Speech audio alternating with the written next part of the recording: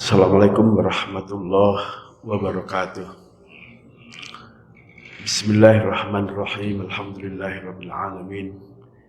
Wa bihi nasta'in ala umurid dunya waddin. Wassalatu wassalamu ala Rasulillah ajma'in. Amma ba'd. Waqad qala Allah ta'ala fi kitabihil karim. A'udzu billahi minasy syaithanir rajim. Bismillahirrahmanirrahim. Ya ayyuhalladzina amanu kutiba alaikumus syiyamu kama kutiba alal ladzina min qablikum la'allakum tattaqun. Shadaqallahul azim wa shadaqa rasulul karim. Hadirin hadirat masyarul muslimin wal muslimat rahimakumullah. Kita bersyukur di pagi hari yang cerah ini Allah telah memberikan kesehatan, memberikan keselamatan, dan alhamdulillah kita semua bisa melangkahkan kaki menuju masjid ini untuk sama-sama melaksanakan salat subuh berjamaah. Kita lanjutkan dengan niat i'tikaf, nawaitul i'tikaf fi hadzal masjid. Kita lanjutkan dengan niat thalabul ilmi. Semoga apa yang kita lakukan di masjid ini semuanya dicatat Allah sebagai amal soleh yang akan mengantarkan keridhoannya fid dini wad dunya wal akhirah. Amin, amin, ya rabbal alamin. Salawat salam semoga senantiasa dilimpahkan kepada baginda Nabi Muhammad sallallahu alaihi wasallam beserta para keluarga, para sahabat, dan seluruh umatnya sampai akhir zaman. Bapak, Ibu, dan saudara sekalian, hari ini hari Ahad tanggal 27 Maret tahun 2022 bertepatan dengan tanggal 25 Sya'ban tahun 1443 Hijriyah. Kita sekarang di bulan Sya'ban, bahkan posisinya berada di hari-hari menjelang tutup bulan Sya'ban. Insya Allah 6 atau 5 hari lagi kita akan memasuki bulan Ramadan. Bulan Sya'ban itu kalau dikaji dari urutan dalam sistem kalender Qamariyah,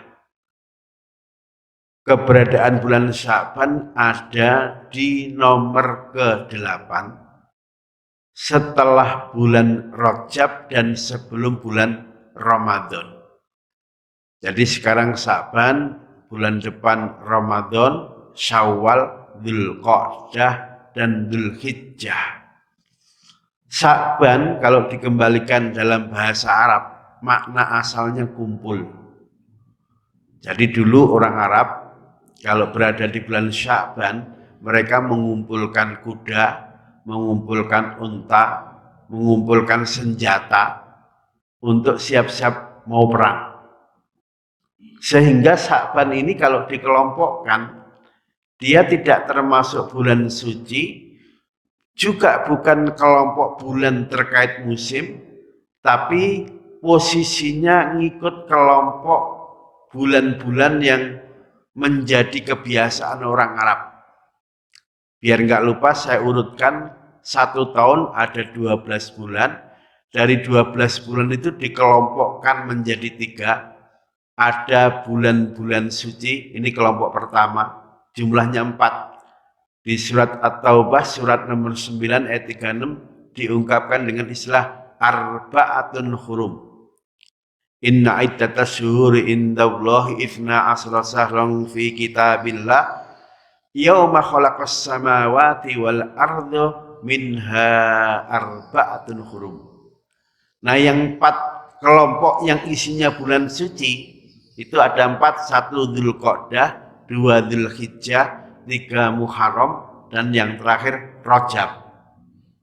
Dan Allah secara khusus mengingatkan manusia ketika kita berada di bulan-bulan suci, manusia tidak boleh memperturutkan hawa nafsu, tapi di bulan-bulan suci itu manusia disuruh melakukan berbagai ibadah. Nah, yang kedua kelompok bulan-bulan yang terkait musim. Ini jumlahnya ada 5. Musim semi pertama, Rabiul Awal. Musim semi kedua, Rabiul Tsani. Musim dingin pertama, Jumada's Tsaniyah. Musim dingin kedua, musim dingin pertama, Jumadil Ula. Musim dingin kedua, Jumada's Tsaniyah. Dan yang terakhir, bulan-bulan yang terkait musim adalah Ramadan, bulan depan. Jadi Ramadan itu bukan bulan suci, tapi berhubungan dengan musim. Karena Ramadan tidak termasuk bulan suci, di bulan Ramadan boleh perang. Boleh perang itu kalau konteksnya diperangi, bukan memerangi. Nah, dalam sejarah Islam, umat Islam pernah diperangi dengan pasukan yang luar biasa besar. Perang ini dinamakan Perang Badar. Jadi itu terjadinya di bulan Ramadan. Bahkan negara kita Indonesia, Presiden Pak Soekarno memutuskan atas saran para kiai untuk membacakan naskah proklamasi sebagai pernyataan kita perang melawan penjajah dan menyatakan merdeka. Itu juga terjadi di bulan Ramadan. Tanggal 9 bulan Ramadan. Harinya hari Jumat. Itu peristiwa penting pada saat Pak Soekarno membacakan naskah proklamasi. Nah, dengan demikian Ramadan itu tidak termasuk bulan suci. Kalaupun banyak umat Islam mereka mengatakan selamat datang bulan suci Ramadan, itu konteksnya adalah kok kita di bulan Ramadan mau menghilangkan berbagai sifat sombong, berbagai kemungkaran, berbagai bisikan nafsu, kemudian diisi dengan berbagai ibadah. Maka dengan cara itu manusia punya peluang dirinya menjadi suci. Tapi hakikatnya Ramadan sendiri itu tidak termasuk kelompok bulan-bulan suci. Tapi kelompoknya ngikut musim. Dan nanti dari aspek fikih, hukum keluarga,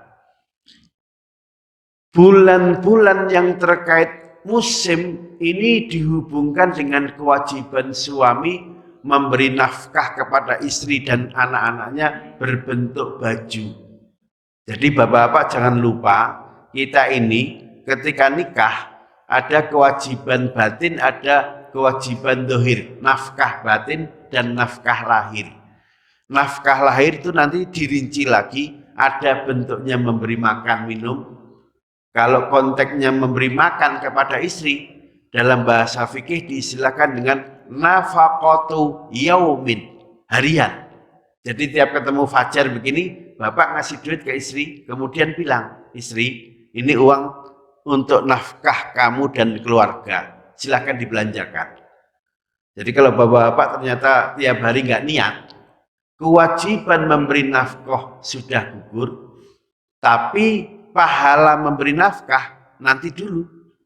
Jadi biar kewajiban memberi nafkah gugur dan dapat pahala, maka tiap pagi diniati, ya Allah, duitku yang sudah diambil istri sejak gajian tanggal pertama, itu sebagian untuk nafkahku kepada istri dan keluarga. Caranya begitu. Nah, selain suami berkewajiban memberi nafkah berbentuk makanan yang sifatnya harian, suami juga wajib memberi baju kepada istri dan anak-anak. Nah, kalau kewajiban konteksnya memberi baju, istilah fikihnya diistilahkan dengan wakiswatu faslin, satu musim satu setel baju. Nah, karena di Arab tadi musimnya ada 5, Jumadal Ula, Jumadaz Tsaniyah, Rabiul Awal, Rabiul Tsani, Ramadan, maka kalau bapak-bapak punya istri orang Arab, jangan lupa setahun ngasih baju 5 setel.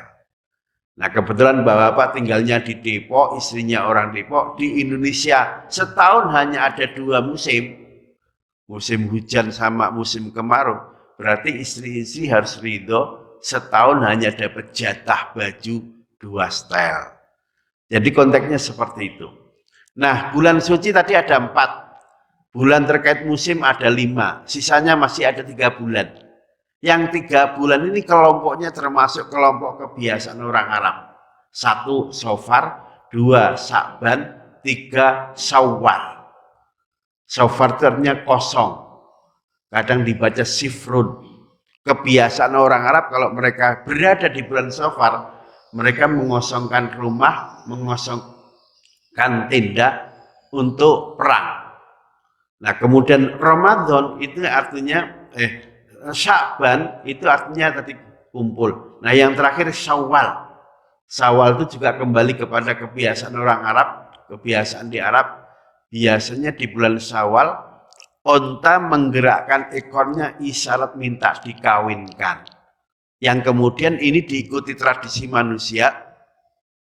Ketika berada di bulan Sya'ban, biasanya banyak undangan untuk pernikahan itu. Jadi sekali lagi, Quran hanya menyebut bulan-bulan dalam 1 tahun hanya diungkapkan dengan arba'atun hurum, bulan suci, isinya 4. Tapi sebetulnya ada kelompok musim, isinya 5 bulan, dan ada kelompok hubungannya dengan kebiasaan orang Arab, isinya 3 bulan. Ada Sya'ban, ada Safar, ada Sya'ban, dan yang terakhir adalah Syawal.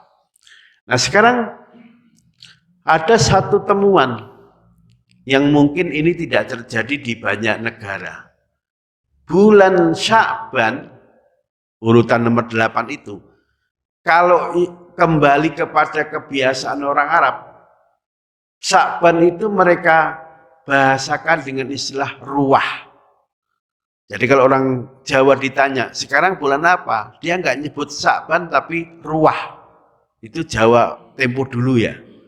Ruwah itu berasal dari kata-kata arwah. Arwah bentuk jamak dari kalimat ruh. Maksudnya apa? Ketika berada di bulan Sya'ban, orang Jawa berusaha untuk membersihkan roh sebagai persiapan nanti masuk Ramadan.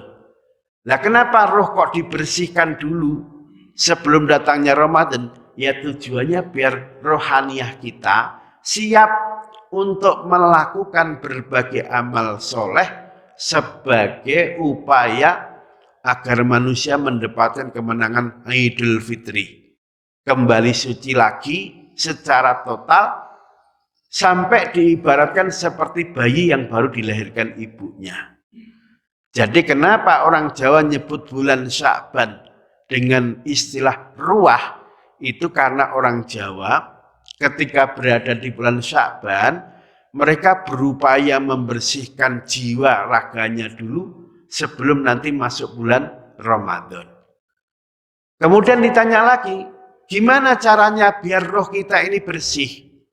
Sehingga begitu datang Ramadan, roh kita siap nerima berbagai amal soleh, tidak